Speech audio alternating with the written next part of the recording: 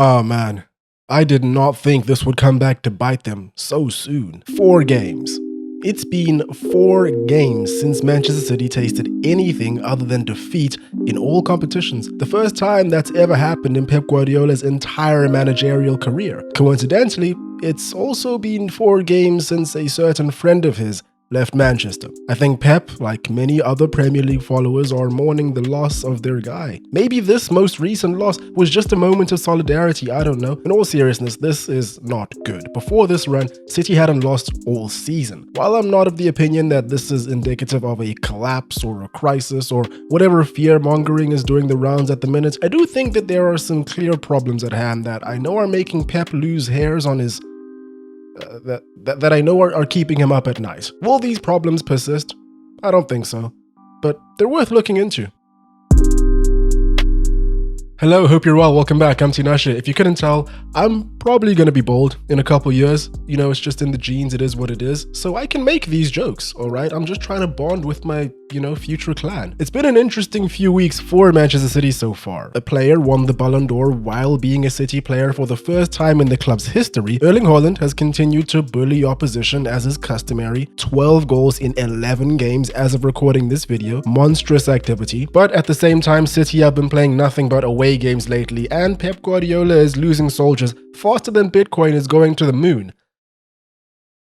I'm always late to the party. It's always felt weird for me to make videos about City and them playing badly, having bad stretches of games, because the truth is, the problems that they have are nowhere near as large as the problems that many of their competitors have. Plus, I honestly think that these problems that they're having are temporary. A team in second place with 23 points, only 4 points off their tally from last season at this same stage. A season where they went on to win after only being in first place after 10 out of 38 match days. If you know anything about this team, it's that even if they're within as much as 10 points come March, they're pretty much still the favorites for the title. It doesn't make sense, but it is what it is. And of course, this season, this is amplified by the fact that Mr. Clutch Ilkay Gundogan is back.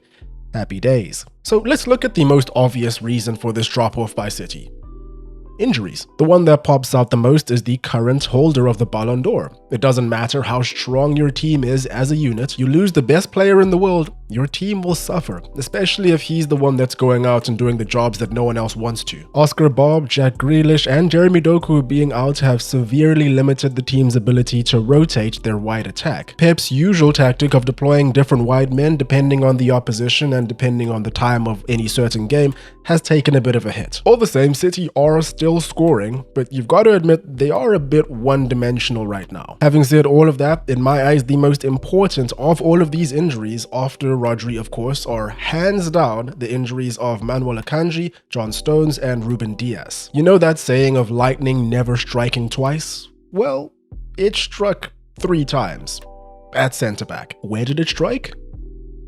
Tottenham. First, Akanji feels a tight hamstring in the warm-up and withdraws. Then, Diaz picks up a muscular injury and comes off at half-time. Then, after the match, City report that John Stones picked up a foot injury and will be ruled out for the next few games. Why always Spurs? Pep's most used centre-back pairing when he plays with 4 at the back has always been a combination of Akanji, Stones, and Diaz for over 2 years now. And I know that Man City's overall transfer strategy when it comes to defenders and players at the back kind of prioritizes versatility, players with a varied skill set, like Nathan Ake, Josko Vardiol. These are players that are comfortable with playing fullback and centre-back given the situation. But Josko Vardiol seems like the only player that's perpetually fit and can play centre-back for these guys. Ake is not 100%, and it's clear that the main 3 guys are the same ones that have been sidelined almost entirely at the same time. Akanji was on the bench against Brighton, which is promising, but he didn't play a single minute as Man City's defense was obliterated. He's also withdrawn from the Swiss national team with an abductor problem. Bring Rodri back into the equation, and what you have over here is Man City's entire primary defensive unit.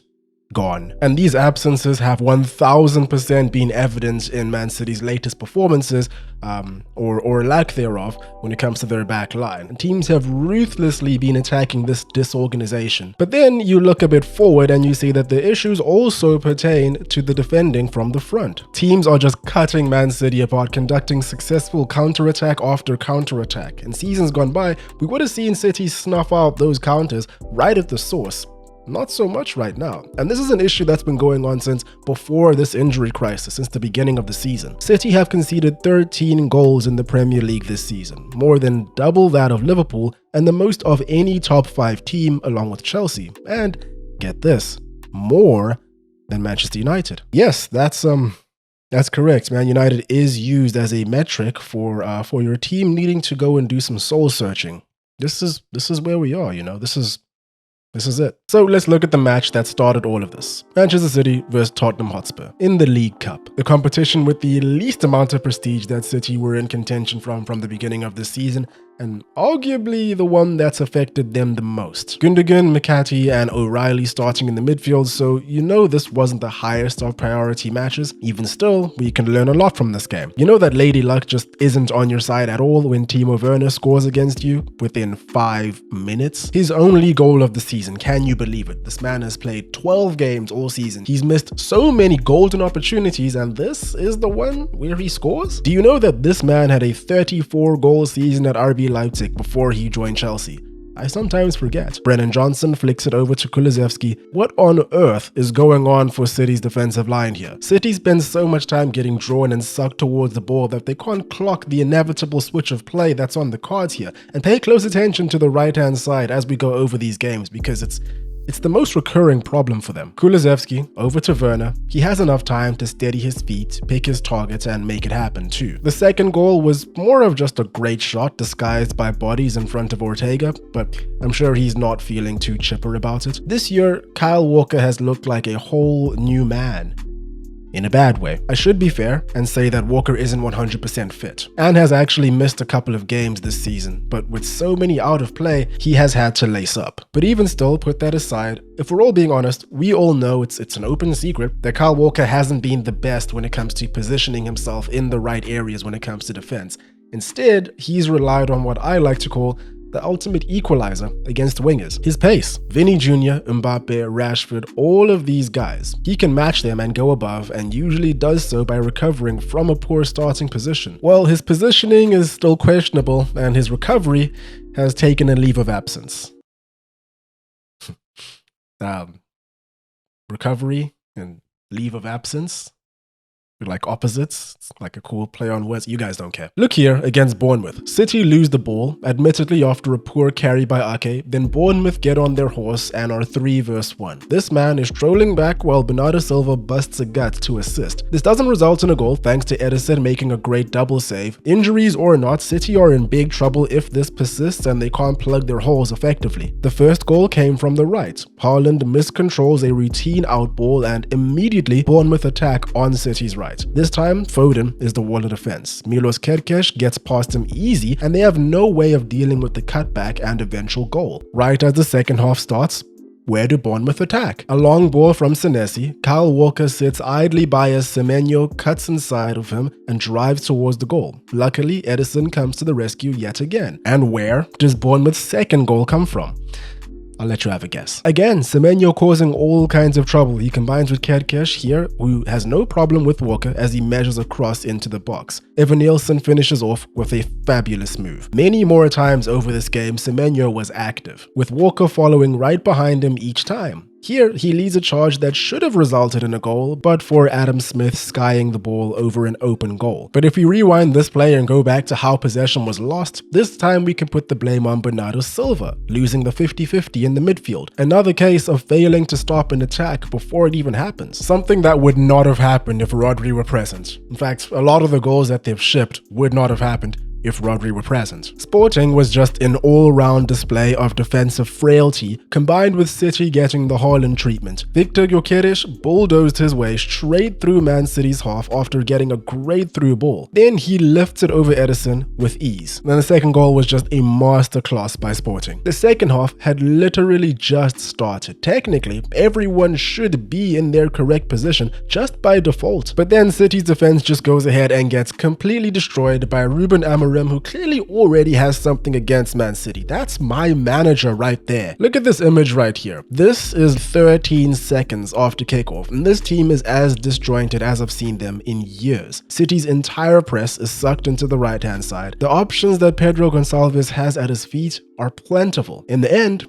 he made the right choice, which evidently was one of many right choices. Carries it into the final third and puts in a very sneaky ball for Araujo, who hammers it home. What even is defense? Am I right? And this will go on to be a horrific half for Man City. They shipped 3 goals. 2 of them were penalties, where I guess frustrations took center stage as Sporting players were brought down in the box. And then, finally, we have Brighton, a team that Liverpool beat twice in a row only 1 week prior to City facing them. Don't get me wrong, I saw the Premier League match at the very least between Liverpool and Brighton, and it was no walk in the park for Liverpool whatsoever. In fact, at several times over the match, Brighton were the superior force. They put 3 past Liverpool in total. Unfortunately for them, Liverpool put 5 past them. And then City came around for a visit at the Amex. So there's a 3-minute compilation of Brighton exposing City's right side of defense that's doing the rounds on Twitter right now, and all of these clips come from the same game. City won the first half through a Haaland goal, but in the second period, it all fell apart. Brighton subbed on João Pedro, Matt O'Reilly, and Carlos Baleba, and all of them had a huge part to play in making City look ordinary. They ushered in a change of formation, they brought in an extra man in the midfield, and City just ended up hurting themselves in confusion. For Brighton's first, City left a lot to be desired. Van Heck is about to go over the top. First mistake, Haaland can't be asked to put him under pressure. To be fair to Walker, he has to follow João Pedro here, otherwise if he's the target, he's free. He wasn't. The ball finds Mitoba, and this is what it looks like when he has it under control. Dude's in more space than Matt Damon. Gets it in the area, chaos ensues, and it's 1-1. The second goal is probably what's keeping Pep up at night. They do a ton of give and goes, they just cut straight through City's defense like they aren't even there. Matt O'Reilly then delivers a great finish on his Premier League debut. 4 for 4. What a time to be alive. City are in a terrible place right now. Now, I do think that they will bounce back in the coming weeks, but it's not going to be easy for them. Tottenham Hotspur, Feyenoord, Liverpool, and then Forest are their next 4 games. All but the Liverpool game are at home, so that's a plus. But now, with an international break, you never really know what can happen in terms of player injuries, you know what I mean? Until then, let's wait and see how things pan out. And there we have it. Let me know what you guys think about Man City, their recent lack of form. That's all for me today. Hope you guys enjoyed. Hope you're having a great day. Cheers, and I'll catch you in the next one.